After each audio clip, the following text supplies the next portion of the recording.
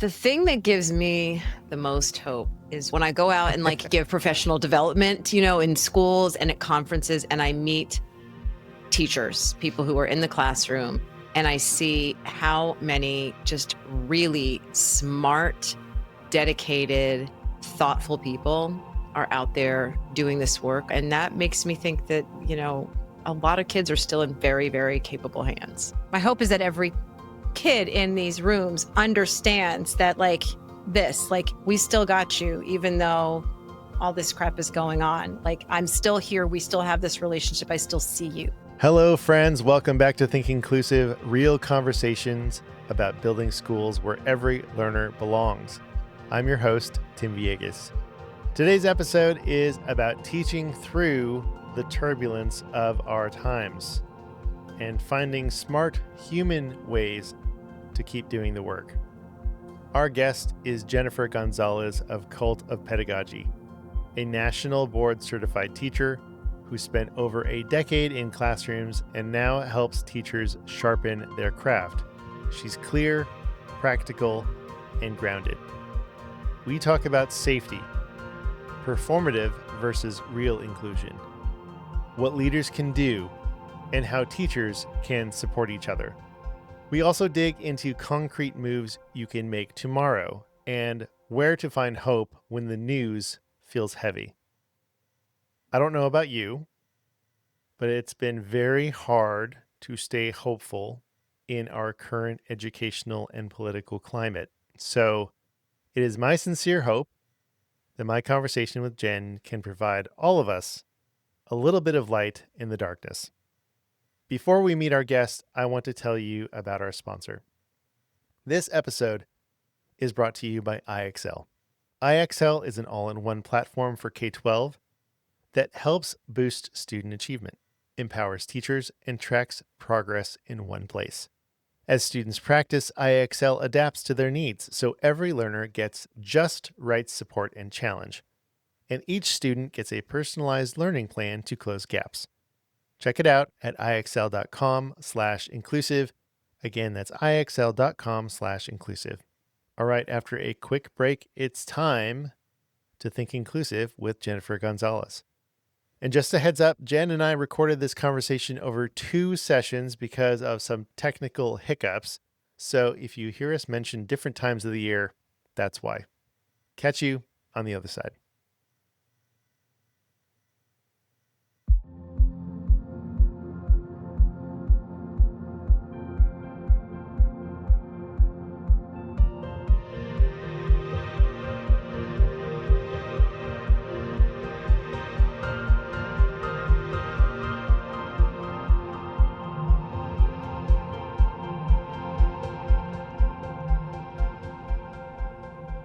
Jen Gonzalez, welcome to the Think Inclusive podcast. Thank you so much, Tim. I'm happy to be here. First of all, let me say this: huge admirer of your work, the Cult of Pedagogy. I was a classroom teacher, special educator for 16 years. Blogging, podcasting, I definitely feel like your work was an influence on me. So thank you for what you do. Thank you so much. I appreciate the kind words. Thanks. Yeah, absolutely. Absolutely. The reason why I wanted to have you on is you talked to a lot of people in the education space, and you are also a former teacher. And so there's a lot of things going on in the world right now, especially with the Trump administration's executive orders that are affecting teachers like in real time right now. And one of those things is this just assault on DEI, diversity, equity, and inclusion initiatives. And I think you and I are on the same page here with as far as why these initiatives are needed. I'm wondering, to start us off, what is on top of mind for you as we look at what teachers are facing right now? And we're recording this in early May 2025, but I feel like whatever we talk about now it's not going to go away. So teachers will also be feeling this struggle whenever this publishes. So the question is just sort of what is top of mind right now? Yeah. Gosh, it's so chaotic right now. So it is really difficult to know how to advise teachers and what to even tell them.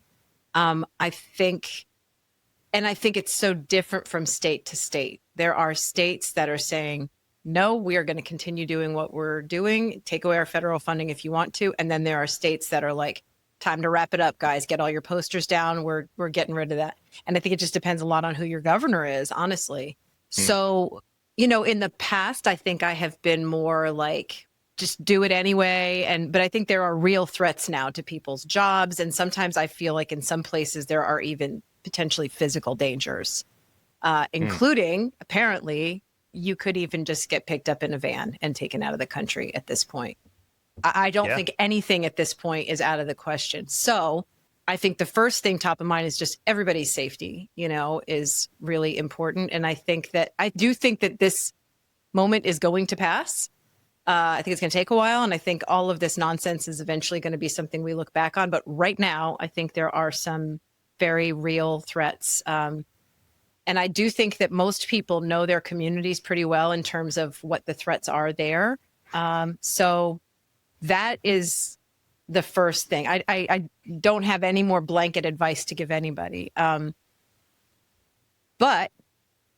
and I don't know if we're probably going to get into this a little bit later, but I do think that there's a lot of stuff that we have been, and I say we, I'm talking about a lot of the people that I've had on my podcast and a lot of people that are in the DEI space. A lot of the stuff that they've been recommending for years would not get the attention of the anti-woke crowd anyway, because they are looking for some really specific books and phrases and practices that are still important. But I think those practices probably only make up about 10 to 20% really of what is true diversity, equity, and inclusion practices. And while they go about their nonsense of trying to get us to stop doing those things, there's a lot of other things that we can continue to do that are not even things that they're targeting, things that really do help any student that is in an under-resourced group of some sort to continue to grow and thrive. I think that's an important point, just echoing your call for safety, knowing whatever it is you need to do to keep yourself safe, and then also to keep yourself employed if that's what you want to do. Correct, yes. I think because this is a little bit of a tangent, but I worked in school systems where my values didn't necessarily align, right? Yeah. With my idea of what inclusion is. But that doesn't mean that I quit necessarily. I mean, I did eventually. I kept going because I wanted to, support my family. I wanted to work with kids. I wanted to be a teacher, so there are things that you do in order to keep yourself safe. And right. So I want to value that. Mm-hmm. I want to value that. I think you bring up a good point there, though. You sort of implied this, but I do think that there comes a point for every teacher where they do have to make the decision. Am I working in a space right now or in a community where my best efforts are going to largely sort of go down a drain or be considered threatening? Could I be working in a place where what I have to offer is going to be valued more? And actually, because I think that as much as we want to help kids in every community, there are some spaces right now that may be so resistant to that help that we have to take care of ourselves also and go places where we are going to also thrive. And I think teacher well-being is so important and so overlooked sometimes that we are not this, bottomless well of, energy and time. And teachers get very burned out and very discouraged. And so I don't think anybody would fault you for looking for another placement that would be a better fit if you are an equity-minded teacher and you realize that you might be, fighting a losing battle where you are. So, stay safe, stay employed. But I think what you said is that if you do want to be employed there, then yes, but maybe keep your eye open for another place that's going to be more welcoming. Yeah, absolutely. Yeah. Absolutely. let's get back to this idea of performative actions. And so I'm wondering if you could give an example. Yes. Okay. So, and using the word performative is in itself sort of a judgment call. And that here is an example. If a teacher has a Black Lives Matter poster up in their classroom, chances are they have been asked to take that down. Having that poster up definitely sends a message to students that this is a safe place. There are also a lot of safe spaces. Posters, let's just use posters as an example. Sure. That communicates something to your students, that they are welcome and that this is an inclusive environment. But those things on their own don't actually make it an inclusive environment. So removing them certainly communicates a level of, compliance with a law or a pseudo law. But it actually doesn't change it if your classroom is still one that recognizes everyone's identity and celebrates everyone's identity and puts time into building relationships between the students. And, there's so many things that having that poster up or down is not going to change. And I think there probably are people and places that have had the posters up or whatever version of the poster is up and really haven't done much of the work necessary to really make themselves supporters of equity and really sort of interrogating their own biases and looking at, whether or not certain practices are supporting the growth of all of their students. And so it's the poster that it seems like a lot of politicians want to get rid of. And it's like, fine, get rid of the poster. I'm not changing my relationship with my students. Yeah, that's a great point. And also it shows like the lack of imagination. Yeah. that anti-DEI, like this whole idea. It's like, oh, just get rid of the poster. Which, like, okay. Yes. And that's the thing is I don't want to, that is a certain segment of the things that they're trying to get rid of. They are also trying to get rid of some pretty important and impactful practices like how we teach history and current events. That I don't have a workaround for that quite yet. Although I have been working with a history teacher who is coming up with some ways of almost going at history sort of objectively and sort of throwing the question out to the students. Like the kind of question like, does our country actually ensure liberty and justice for all? Find me evidence. Let's look through the news. Let's look through history. You tell me, make an argument, use your textual. The teacher has not given an opinion or anything. And so I think that the problem I think with so many of these initiatives is that they are so ignorant. And in general, you can usually get around ignorance with just being smart and doing smart things. And so, there's just a lot of critical thinking types of things that can still allow our students to look through all kinds of accurate history without us being the ones who are sort of like pushing that agenda. Yeah, and that's a slipperier slope, honestly, because, one whiff of something like that in certain counties and the kid's going to go home and tell their parents and you're in trouble. So it's not like it's easy. But I think that stuff is not performative and important and also under threat. So I don't want to like put it all into one basket and just say, oh, you can just keep doing everything just the same. But I just don't think we have to get rid of everything.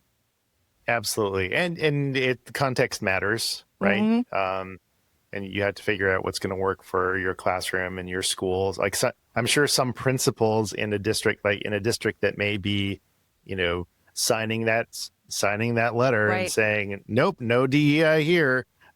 Some principals may be like, well, actually, we're gonna keep doing it. We're just gonna call it something else. Yeah, exactly. I think there are a lot of different types of subversion basically going on. I think that would be one of them. Sign the thing.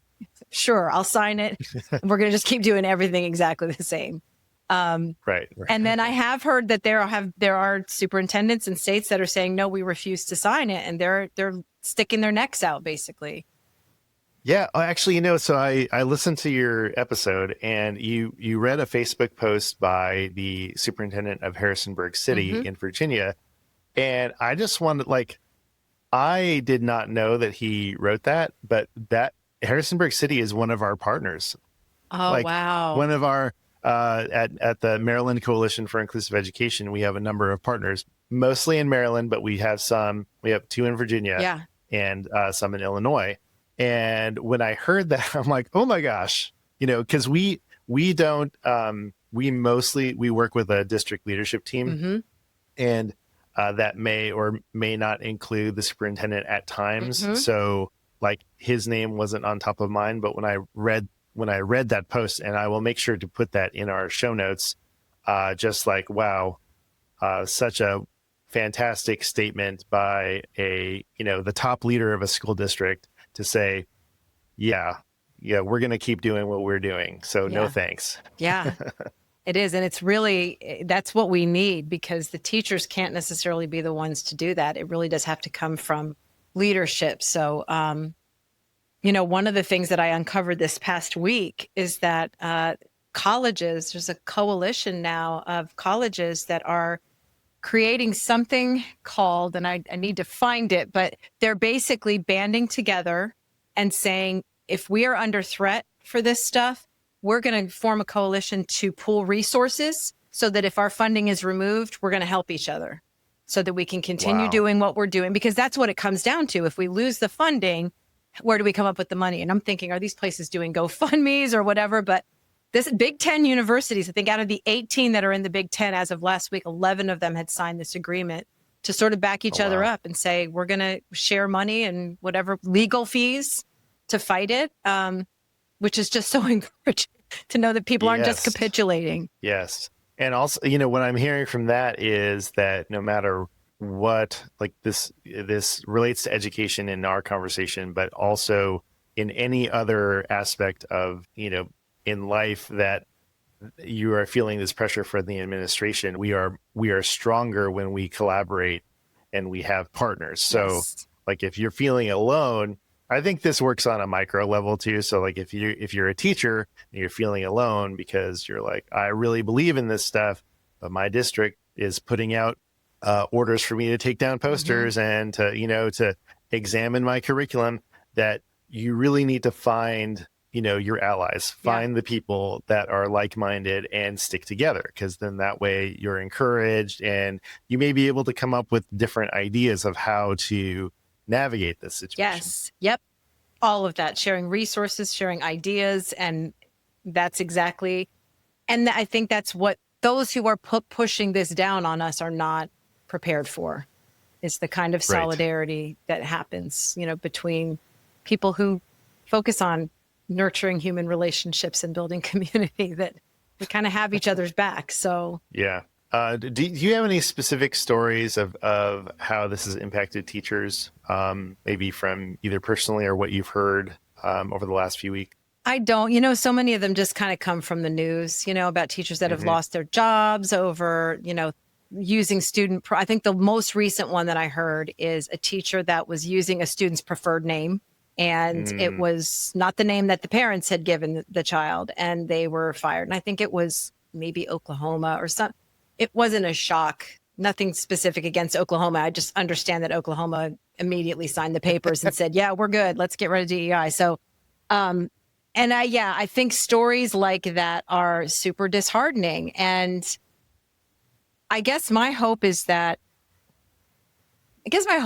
in a lot of these classrooms where you have students who have relationships with their teachers, where it's a situation like that. I've asked you to call me this. You've called me this all year. My parents don't know anything about this. All of our goal as teachers is to protect and love our kids. And so my hope is that every kid in these rooms understands that we still got you, even though all this crap is going on. Like, I'm still here. We still have this relationship. I still see you. After the break, Jen goes full tour life. PD stops, conference halls, and the moments that give her hope. Spoiler, there are a lot of them, and kids are in very capable hands. Then we trade origin stories about the tiny compliment that turned into a big life move. This show is produced by the Maryland Coalition for Inclusive Education, MCIE. MCIE partners with educators and school systems to promote authentic inclusion, foster change, and support the implementation of inclusive practices. Whether it's district-wide transformation, customized learner planning, or professional learning and coaching, MCIE walks along educators every step of the way. And here's the best part. Our work begins with a conversation. So if you're ready to create schools where every learner belongs, visit mcie.org, get in touch, and let's start that conversation today. What's giving you hope right now? The thing that gives me the most hope is when I go out on the road. Makes me sound like a rock star, but when I go out and give professional development, in schools and at conferences, and I meet teachers, people who are in the classroom, and I see how many just really smart, dedicated, thoughtful people are out there doing this work. I mean, there's so much media around the fact that there's a huge teacher shortage and teachers are leaving the classroom in droves, and that may be true, but there are still really incredible people who are staying and are kind of reinventing the work so that it's not so draining, which I think you can do when there's a teacher shortage, because it's you only have us. So we're going to make this work for us. But really, I'm just always blown away by just how really smart a lot of teachers out there are. And that makes me think that, a lot of kids are still in very, very capable hands. Yeah. What, gosh, I've talked to so many people, I don't remember exactly what we had discussed. So I feel like I was talking to somebody about being the teacher that makes a difference in a particular student's life. Like you can be that teacher. And I'm wondering if there's someone that made a difference in your life, like in your trajectory, your career trajectory. Like, who was the person, if you don't mind sharing, who was that person for you? I think there were actually kind of a lot of people. And it's been almost like a patchwork of people. I know that there was a college professor. She was one of my education professors, and she just had so much passion and conviction. I don't even really remember technically the things she taught us, but I just remember a lot of the things she sort of said, and she really acted as a mentor to us. I also, though, can remember I did this thing when I was a junior in high school. It was like an outward bound 3-week type of an outdoor thing. And I remember getting up one morning and the leader was walking with me, and he just, off the cuff, he just said, you really do have a lot of leadership qualities that I've noticed. That was almost all he said. And I just was so I can just remember floating on that, the rest of the week. And then I started acting like it, if that makes sense. Absolutely. We don't realize how many of these little comments like this can really, so I feel like we should say whatever is on our mind, especially if it's something positive to anybody, gosh. Really. Yeah, absolutely. Absolutely. I definitely had teachers say that to me. The one I remember the most, I think, was my 5th grade teacher, and her name was Mrs. Winchester. And she encouraged me to run for class president. I had no idea what that meant. I just was like, really, me? Why me? Right? Yeah. But it's just oh, you see yourself differently. Right. And then I remember we might have given a speech. I honestly don't remember, but I do remember putting my head down on my desk, and then there was a vote, everyone thumbs up, for whoever. And that she, I think, either circled my name that was on the board or put a star or something. I lifted my head and I saw that I had won the vote for a class president, and it was like the top. I was on top of the world. I was like, wow, that was so special. Yeah. And again, I did not advocate for a leadership role in that class. And I think it was, I really don't even remember what I did. It was just more of a title and maybe given some responsibilities, but I always remember that. I love that story. Yeah. That's great. We talked about what teachers could do in this educational and political landscape that we're in summer of 2025, and even since the last time that we chatted, before our technical difficulties, there's been a lot of changes, a lot of actions by the current administration that have a lot of people worried. So, is there anything else that you might want to add to the action steps for people? I think everybody kind of has to come at this from a lot of different angles. And, I went to an online Zoom conference a couple nights ago. Those are the people that organized the No Kings March. They had this huge Zoom meeting, sort of like with next steps. And they were talking about how every individual person has their own risk tolerance and also their own ways that they can influence things. Everything, they talked about everything from sort of boycotting certain stores that are promoting these types of policies to obviously writing letters and making phone calls, to talking to people that you think might be, on the, convincible. But I think for teachers, so much of what we already should be doing to sort of build equity in our schools, we can keep doing. When the election happened, I was in a conversation with a couple of people, and one of those people was Zaretta Hammond, who's probably pretty well known to your audience for writing a lot about culturally responsive teaching.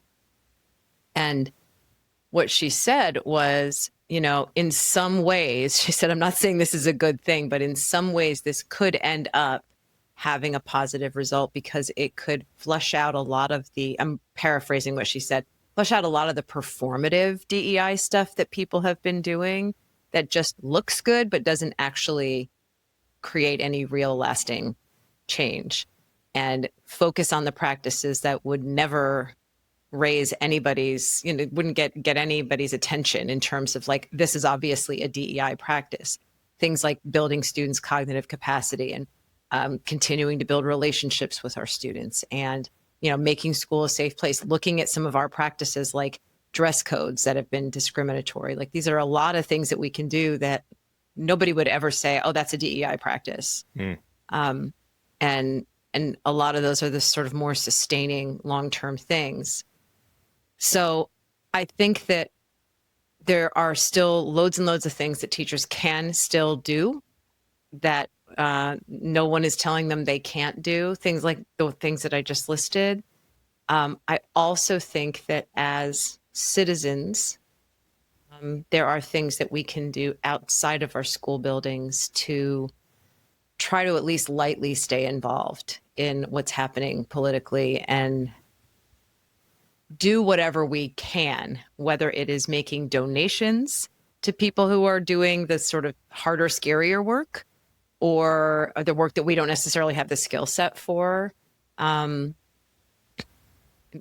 Speaking out when we feel comfortable and safe to do so. And that may not be on a public platform of any kind, but it might just be in a living room or in a conversation with a friend.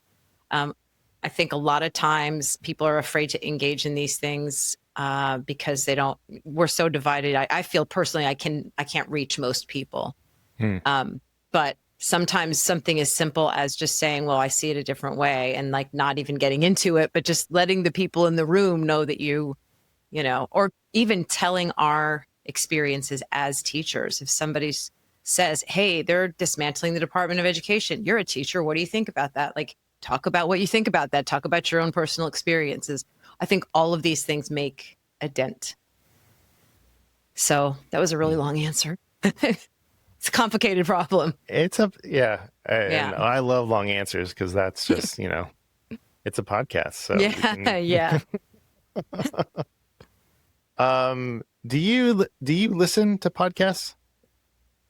Not that much because it's my work. I listen to podcasts, but I don't listen to education podcasts. Oh no, I mean, I didn't mean to say you should listen. I mean, I'm just curious. So, for instance, I'll give you some that are on top of mind. So, I listened to If Books Could Kill. Are you familiar with that one? I was going to say there's this guy named Michael Hobbs, and he does these two amazing podcasts. Maintenance Phase, I listen to Maintenance Phase, and if anything that guy does, I will listen to it. It's so good. I was just finishing up his the one about Blink, about Malcolm. Yes, Gladwell's I just listened to that a few days ago. ago. Oh my gosh, that's so funny. Because I haven't subscribed yet, so I will go through everything that isn't for subscribers only. And I'm almost there, ready to subscribe because it's so good. It's so good. It is so good. Yes. That's really funny.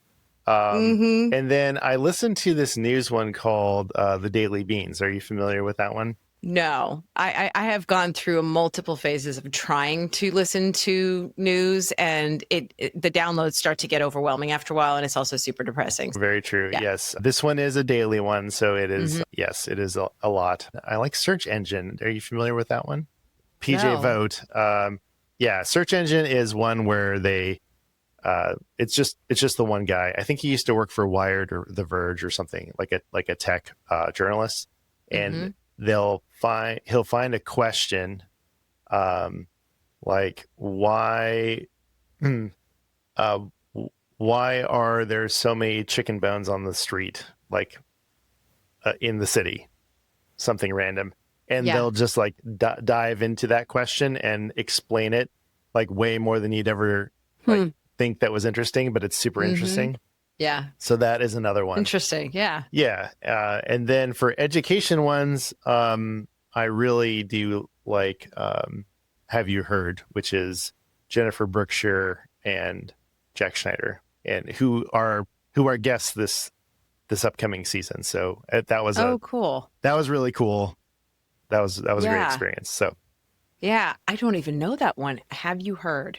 Have You Heard? Yeah, they wrote a book called Wolf at the Schoolhouse Door, which is about the privatization of school, like kind of exposing that whole school vouchers and private school and the whole idea behind privatization of public school. And it's fascinating. Yeah. So anyways, that's why did I think that is something that I draw a lot of hope from, is listening to what other people are doing. Podcasts have always been like part of my media diet.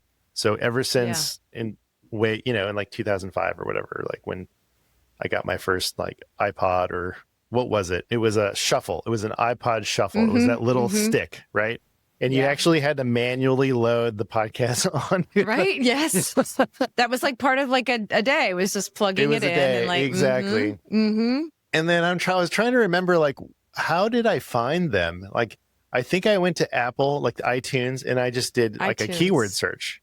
Yeah. Right. And you're like, and there would be rankings and stuff. They had things grouped into categories like they do now. And so, you just downloaded it and you're like, I like it or I don't like it. Yeah. It was a much different time, but it's always been a super source of information and hope for me. And so that's where I find a lot of it is just trying to hear that narrative, trying to hear that story that's going to be like, okay, it's going to be okay. Yeah. I mean, the thing is, it can look, if you just watch the news, it can look as though all of the people out there who were progressively minded, equity minded, just sort of vanished and disappeared, but they didn't. Like, we're all still out there sort of trying to figure out how to navigate this space. But it's not like one thing I tell myself all the time is like Barack and Michelle Obama they still exist. Like they're still somewhere, Yes. Like it's not like the whole country is just suddenly turned into this scary alt-right, like, mob. Like there's all these great people that are still out there. I think a lot of them are sort of scrambling right now to figure out like, how do we, because this is unprecedented stuff we're dealing with. Yeah, for but sure. I do believe that all of these very smart, resourceful people. I mean, here's the thing, and this is what I thought was interesting about Zaretta Hammond's comment, and I've thought about it a lot, is that the people that are so anti-DEI are not smart people. Like I think it's pretty easy sometimes to sort of be like, fine, you want us to take this book off the shelf? Great. We'll figure out other ways around this while you're like looking at the next thing that you're freaking out about. Not that they're not dangerous, but they don't actually understand what DEI is or what, inclusive practices are. I mean, the number of people from that side of the world who are shouting this and realizing that the I is inclusion, and half of these people have kids that are like in special ed programs, and it's like, right. Do you even know what you're saying? Right. So I feel, and plus they're very easy to distract with shiny objects. Like they'll be mad about something else in a few weeks. And they also have problems with actually executing on things in any sustained way, or even keeping their staff like showing up to it. So not that I don't think any of this is not serious, but I don't know. Some of the people that I think are the people I should be looking to for guidance, and I would think would be extremely worried, are like, we've seen crap like this before. Like, this is going to pass. Just keep doing the good work. And the thing is, I still see good work all the time. I mean, the number of email lists I'm on and, virtual conferences I've attended where people are just like, yeah, here's more stuff that we can keep doing. And it's just like, anyway, I'm not trying to downplay it at all, but I think that, I don't know. I guess that's my original point, is that there just still are tons and tons of brilliant people out there that, and such a body of work has been produced, particularly in the last 5 years. So many books have been written since, the big 2020 surge, when all of a sudden a lot of budgets went toward that stuff. Mm-hmm. So all those books got published, all those podcasts came out. So there's all this content now that people maybe can't consume while they're at school, but they can certainly consume it outside of school. It's still all there for now anyway. Yeah. Yeah, that's a good point. I think so many books and so many podcast episodes and so many, documentaries, and there's just there was a lot of investment in that topic. And so even though the investment isn't going on right now, it's not like that content has disappeared, at least at least not yet. Well, it's certainly disappeared in some portions of the internet, but you can find it. Like, you still can find it, and so I think that is a reason for hope. Definitely. Well, is there anything else that you'd like to share specifically to our audience? Anything that's on top of mind for you right now? I think my message would be, keep going. Keep going. The people listening have so much training and wisdom and experience, so much more than the people that are trying to push back on these kinds of practices. And so I suspect that in a lot of places, teachers are just going into classrooms, closing their doors, and mostly doing what they've always done, which is to meet the needs of the kids in front of them, create safe spaces for those kids, and continue to refine their expertise and their practice to keep doing that better. And a lot of this, I think the biggest loss is the distraction that this is creating for those of us who know how to do this work well and are trying to continue to get better. It's such a big distraction. It's such an energy and time drain. And there are like real dangers, and that we didn't even get into all of the other stuff that the administration has done. We've just mostly focused on the anti-DEI stuff. There are schools where they have ICE at the door. So you can't just shut your door and do what you've always done. But you know, I do think that all of the wisdom and experience is still there. And I have a feeling there are a lot of teachers that are just like, I'm just going to keep doing what I've been doing. And um, I don't know. To me, teaching has always just come down to, what are you doing for the kid in front of you right now? What are you doing with this 10-minute chunk of time that you can, like that person who told me I had leadership qualities, like that was huge for me. He could have not said that, but that was just a 10-second bit of conversation. So we have all of those opportunities in front of us still every day. And I think there's lots of teachers that are doing that actively all the time still. Amazing. Thank you, Jennifer. Really appreciate that. And everyone who's listening or watching, make sure to check out the Cult of Pedagogy website and podcast for all of Jennifer's work. We'll make sure to put all of that stuff in the show notes. We have talked about safety, solidarity, and those tiny mentor moments that change a learner's life. Let's end on something light and maybe a little spicy. It's time for our favorite curveball, the mystery question. What topping never belongs on a pizza? Before I let you go, Jennifer, I do have a mystery question. So this is going to throw you. Great. And the mystery question is written by my 12-year-old. So it's not okay. It's not, going to be anything too wild. Okay.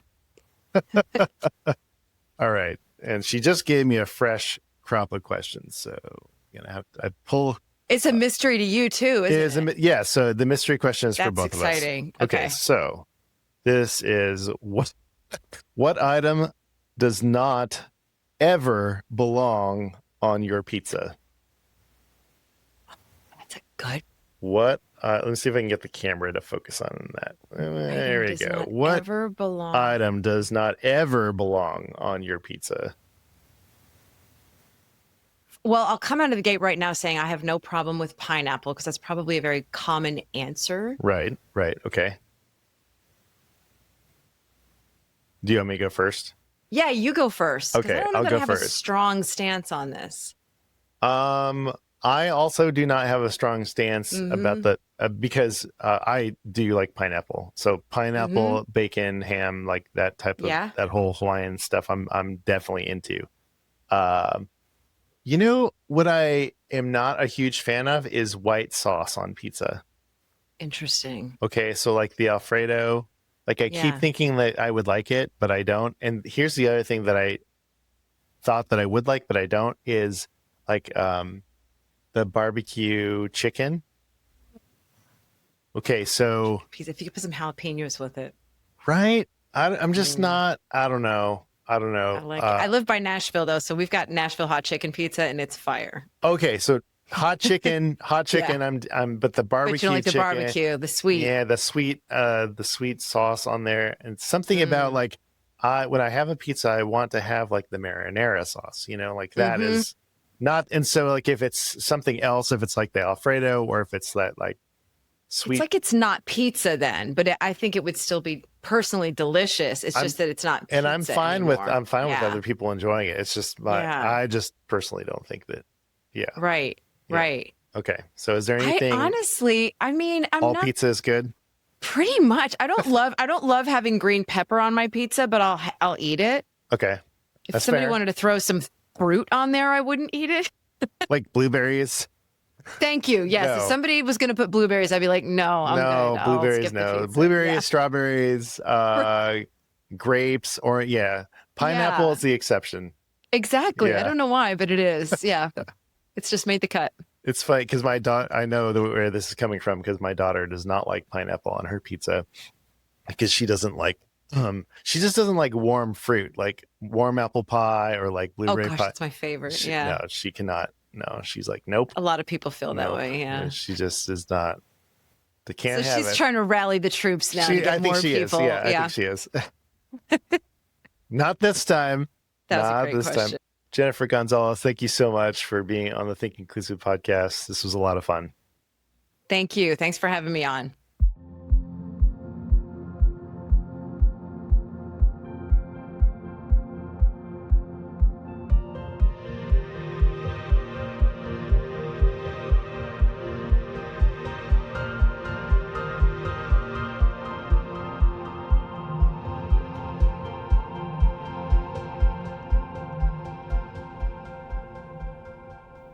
That was Jennifer Gonzalez.